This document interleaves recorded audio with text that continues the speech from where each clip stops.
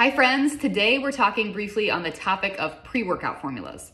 This is a question that I get often. Should I be consuming a pre-workout as a female? How is it affecting my hormones? And is there such thing as being too reliant on caffeine? So we're gonna talk about all that kind of stuff today. If you know me at all, if you've listened to the podcast, you know I'm a huge fan of coffee, but for me it has to be mycotoxin, mold-free, clean, organic coffee, right? Shade grown. Like I'm very specific about the coffee that I drink, just like I'm specific about the meat that I eat. The details matter, okay? So the details matter when it comes to pre-workouts as well.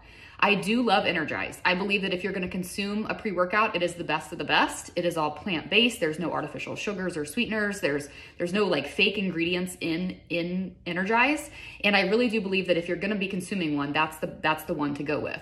But I also want to touch on just this idea of caffeine and what it really does in the body, specifically in what it does in a female body, how it affects our hormones and what we should pay attention to. So of course, as always, you know I'm going to say that every woman is unique. So what might affect you may not affect your friend, right? Everybody is very different. So paying attention to anything that you see come about when you're consuming Energize, right? I've had friends who say, I can't do it because I get tingly and jittery and it just affects my mental state and I can't do it. Okay, great. Then that means maybe you're a little sensitive to caffeine or beta alanine. Maybe just don't use it, right? There's other women who say they love it and they, get to the point where they're consuming so much of it that they don't even feel those effects anymore, right? You're just so sort of tolerant to caffeine that it just tastes good to you and you like it for a pre-workout. So everyone's different. Your sensitivities are different. So that's my disclaimer. But let's talk briefly about caffeine in general and what it does in the body. So of course it enhances performance, right? Because it's boosting your cortisol, which we've already talked about in this group. Your cortisol is your fight or flight hormone. It is what wakes you up in the morning, right? It is what, when you work out, your cortisol rises naturally anyway. So by using Energize, you're kind of boosting that cortisol. So that's most likely the reason why the research behind Energize suggests that it helps with performance, okay? But we also know that if you're dealing with a cortisol imbalance, caffeine can kind of be working against you too. So that kind of comes back to what we've talked about before in understanding your unique body, understanding your adrenals, getting the right testing for you to see what's going on. But caffeine also affects estrogen and it also raises body temperature. And so this is something that I want to make sure that you understand because after ovulation in a cycling female, the luteal phase of the cycle, the second half of the cycle, which is where your progesterone is sort of the dominant hormone, right? And we've already talked about progesterone being catabolic. Your natural body temperature rises during that phase of your cycle anyway. So by consuming something like a pre-workout or caffeine of some kind in the luteal phase of your cycle, you're elevating that core temperature even higher.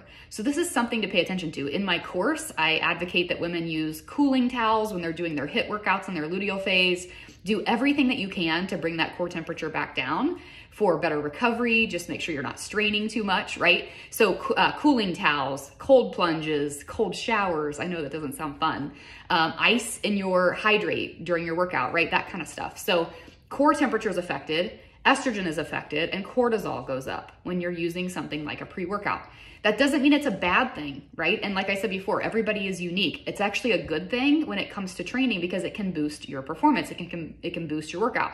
So I'm a fan of Energize. It's the only pre-workout that I consume because it is clean.